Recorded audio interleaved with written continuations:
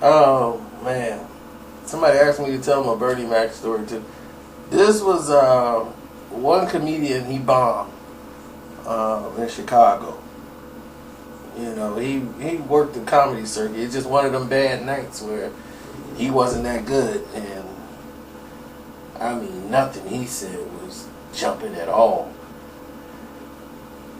And lo and behold, Bernie wasn't even working that night. And when he was bombing, and people was just quiet, like, and then the heckler had better jokes than him. Bernie just took the mic. All right, hey everybody, I'm a turning one there. Shoot, I came up in here we're all black. I started to wear some blue contact lenses. I'd have messed y'all up, boy. You know you're black when you can put fingerprints on charcoal. Let me tell you.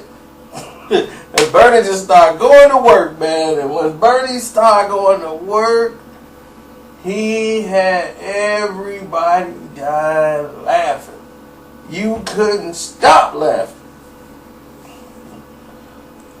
When you go to a fast food restaurant, why they ask you stupid question? Do you need a straw? Do you need a napkin? Mom, you know I done paid all this money for this doggone food. What do you mean I need a napkin? Do I need a straw? Is this what they teaching the kids today? We need to start beating them. Because I'll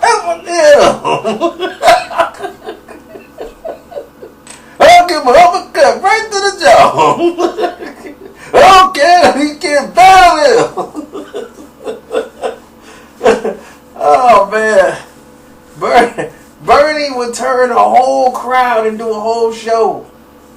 The week before he died, when they was filming Soul Man, right before they wrapped the movie, and this ended up being like a week before he passed, or maybe like it was the last stand-up he ever did. In between takes, while they was getting ready, he was on stage, just killing it, doing a stand-up for the people, for free, just right there, just doing comedy. Making people laugh. That's what people gonna miss about Bernie. Bernie is natural comedy. He's what you call a comedian. Okay, there's a difference. Like you'll see a lot of these people who tell jokes, they have good comedic timing, but they're not comedians. And you'll see a lot of these guys in movies. They're like real funny people. Like you'll see Steve Carell, you know, and all these other people who have never really, you'll be surprised, they never really did like stand up.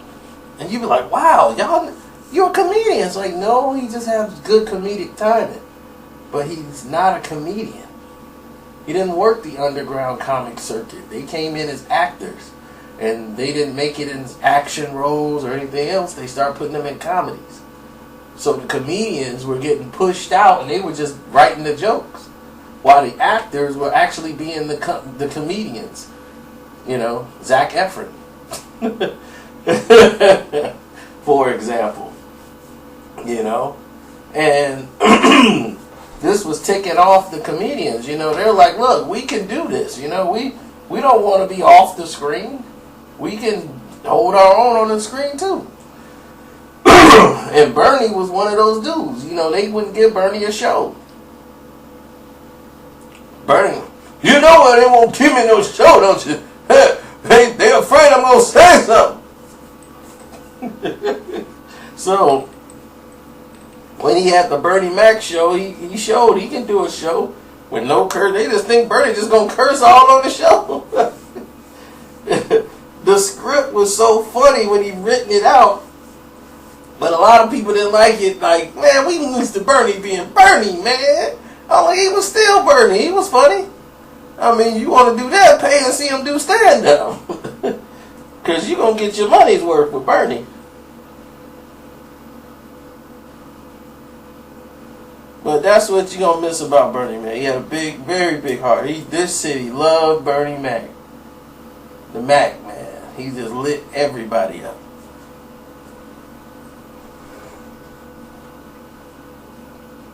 When you talk about blackjack, they don't want a black man doing nothing. They might as well call it white jack.